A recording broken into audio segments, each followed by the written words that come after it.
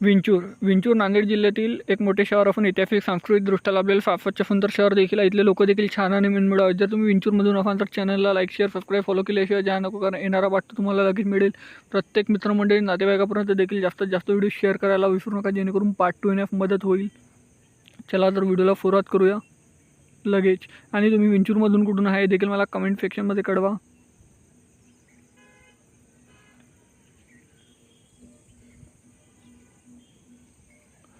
विंचूर ते नाशिक हे मात्र 45 ते 50 किलोमीटर अंतर असावा मित्रांनो.